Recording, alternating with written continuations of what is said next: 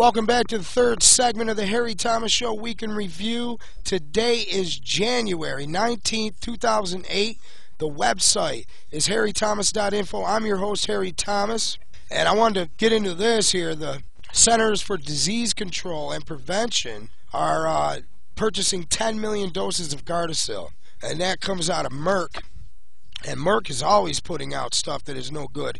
And we covered this last week of the Gardasil fraud, the HPV virus. You can go back and check that out for yourself if you didn't find that out. But the Centers for Disease Control is stocking up for that.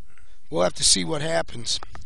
Scientific study finds fluoride horror story is factual. Industrial byproduct consumed by millions of Americans lowers the IQ, causes cancer. The New Scientific American report said that poisons linked to disorders affecting teeth, bones, the brain, the thyroid gland, as well as lowering IQ.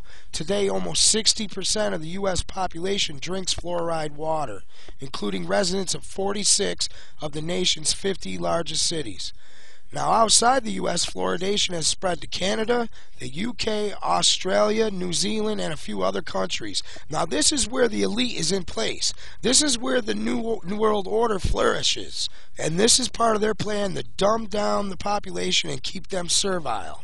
Now, scientific research uncovers proof and that it especially affects the thyroid gland.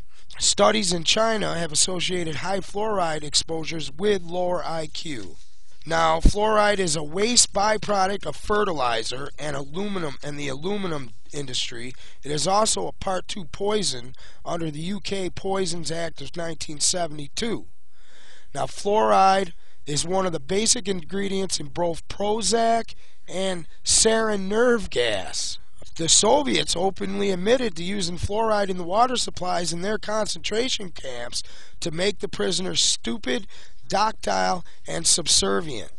97% of Western Europe has rejected fluorinated water due to the known health risks.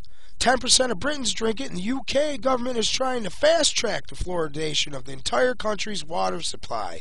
And UK, the government over there is completely corrupt, and they're working for the New World Order. And they're slapping down a police state, taking away Britain's freedoms quickly. The UK's freedoms are under attack. The police state is being clamped down over there, and what happens over there happens over here. There's a link to this story where you can check out to see if your water supply is contaminated with fluoride. Now, what happens to your body within an hour of drinking a Coke?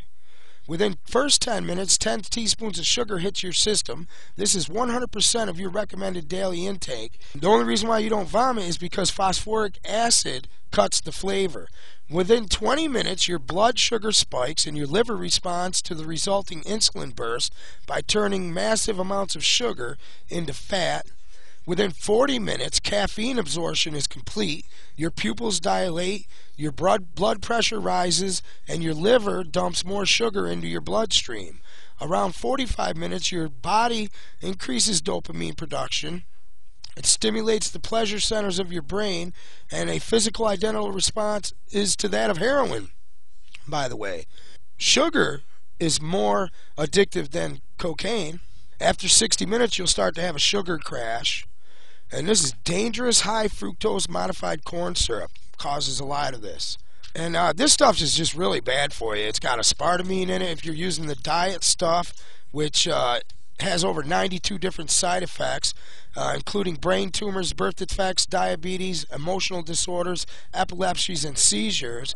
And somewhere on my site, harrythomas.info, I have Donald Rumsfeld in the 70s.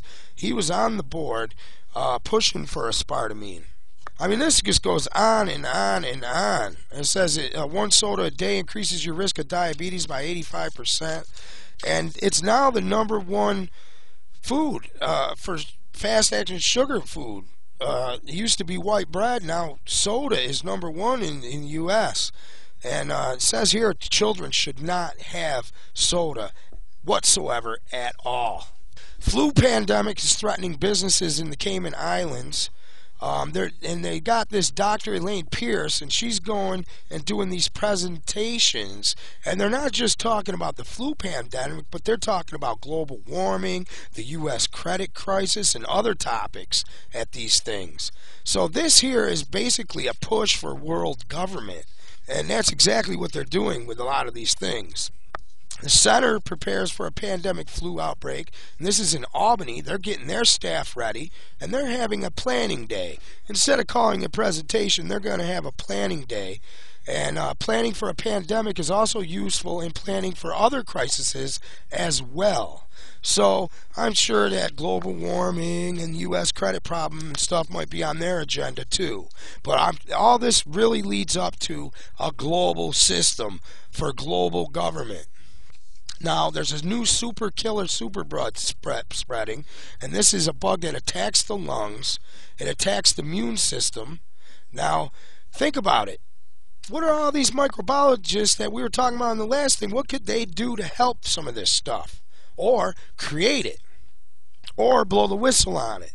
This is just incredible. Superbug spreading. Hospitals are making progress in the superbug battle. Rosemary and Lionel Owen died 20 minutes apart.